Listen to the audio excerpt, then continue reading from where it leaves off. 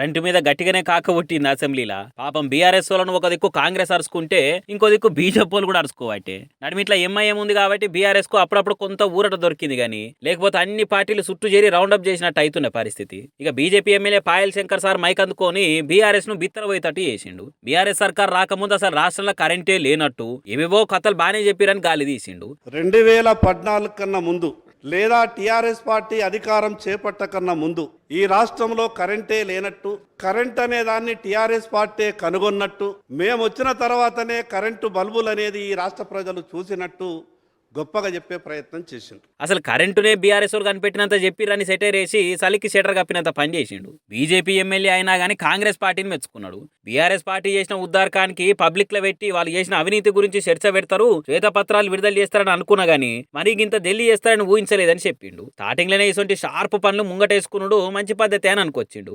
కొత్త సర్కార్ల current ముచ్చటైతే correct గా ఉండాలని కోరిండు. కరెంటు తోటే కథ మొత్తం నడుస్తుంది కాబట్టి సర్కార్ దీని మీద ఎక్కువ నజర్ పెట్టాలని సూచన చేసిండు. అట్లనే ఏపీ ముచ్చట కూడా తీసుకొచ్చిండు. బీఆర్ఎస్ వాళ్ళు ఊ అంటే ఆ అంటే ఏపీలో ఎంత కరెంట్ ఇస్తున్నారు, మీటర్లు పెట్టలేదా అని చెప్తున్నారు కదా, దానికి కౌంటర్ ఇచ్చుకుంటేనే ఇంకో దిక్కు గవర్నమెంట్ ఏం చేయాలో తెలిసేటట్టు మాట్లాడిండు. ఏపీలో మోటార్లకు మీటర్లు పెట్టిన ముచ్చట వాస్తవమే గానీ మీటర్ల భారాన్ని గవర్నమెంట్ భరించి ఫ్రీ కరెంట్ ఇస్తుంది అన్నాడు. కాంగ్రెస్ గవర్నమెంట్ 200 యూనిట్ల దాకా ఫ్రీ కరెంట్ అని చెప్పిందిగా, మరి ఆ ఫ్రీ కరెంట్ ఎప్పటి సంధిస్తారో చెప్పాలని అడిగిండు. అని ఎట్లున్నాయి కరెంట్ కౌంటర్లు చలికి ఎచ్చగున్నాయి కదా.